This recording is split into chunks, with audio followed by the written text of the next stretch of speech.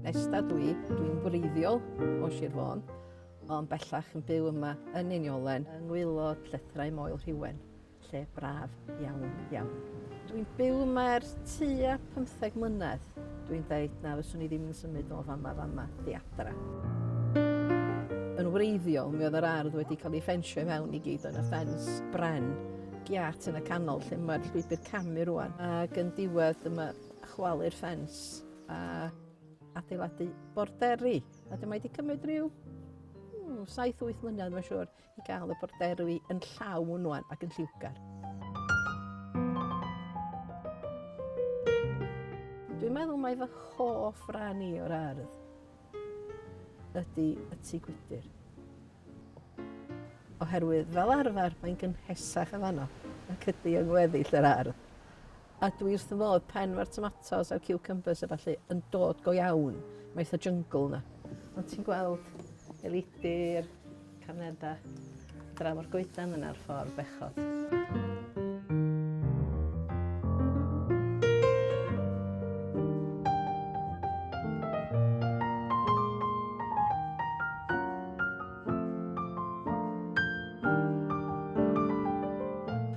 Blynyddoedd yn ôl oeddwn i'n gweithio fel athrawes ysgol gynradd. Mi oedd plant yn dod ataf fi am blwyddyn yna'n symud ymlaen i ddosbarth arall neu yn gadael i fynd i'r ysgol uwchradd. Pen oedden nhw'n gadael oedden nhw'n hoffi rhoi anreg i chi. Ac un o'r anregion heini ges i oedd Peace Lily. Gan fachgen bach, oedd yn fachgen bach hoffus iawn. Rhai blynyddoedd yn ôl bellach, mi farwodd yr ogyn bach hwnnw. Mae'r lili yna'n golygu lot mwy i mi oherwydd mae lili fo oedd o.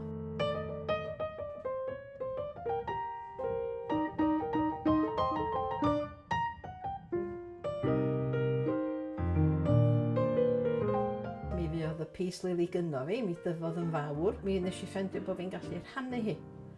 A dwi wedi rhannu y stori y lili efo pwy bynnag sydd yn cael babi y lili gwreiddiol. Da dwi'n licio meddwl bod o yn rwla yn dal i weld bod i lili fo i anreg o yn dal i cael ei werthfawrogi ac yn rhoi pleser i bobl eraill hefyd.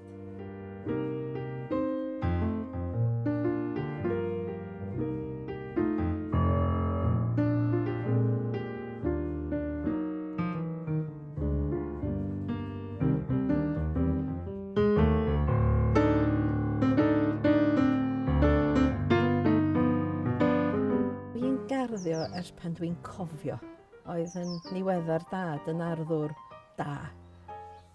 Dwi'n meddwl bod gen i steil arbennig o arddio. Yn bennaf mae o'n beneith dyfu dan yr amodau yma. Da chi'n gallu cael gwynt cryf, mae'n gallu bod yn oer, ac wrth gwrs mae'n gallu bod yn rhewllyd. A felly mae rhaid i'r planhigion fod yn wydyn, dim iws i chi roi rhywbeth sy'n mynd i gyrlio i fyny am arw. Unwaith mae'n cael chwa o wynt. Da ni a diddordeb mawr yn yr adar, gwr a finna. Pan ddys i yma gyntaf un, do'n am adar o gwmpas, a felly dyma ddechrau bwydo. A dros y blynyddoedd, da ni wedi denu sawl peth gwahanol. Un peth da ni wedi wneud ydy rhoi tai ar y coed. Wel, mi oedd yna 3, yn anffodus ddoth un, yr hen dŷ i lawr yn y gaea.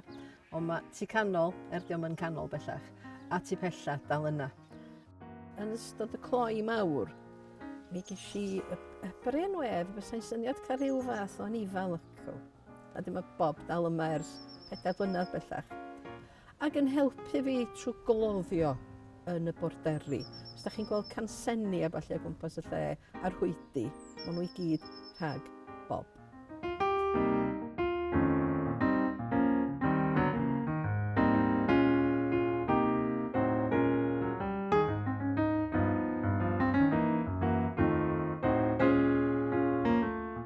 Ers rhyw 5 mlynedd, dwi wedi bod yn cadw dyddiadur garddio yn bennaf achos oeddwn i'n plannu pethau a dim yn cofio bod fi wedi plannu rhywbeth. Felly dwi'n trio cadw cofnod o bedi bob dim.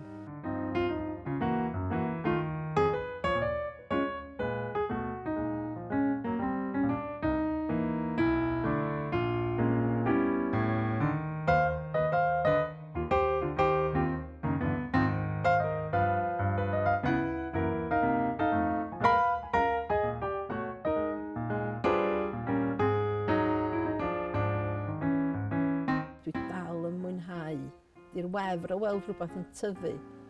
A da chi weithiau, da chi'n mynd heibio, da chi'n meddwl, o, beth yw hwnna? O gosh, ie, dwi'n cofio, nes i blannu hwnna.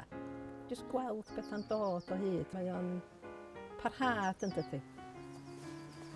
Mae garddio yn rhywbeth, dwi'n cael pleser mawr ohono fo.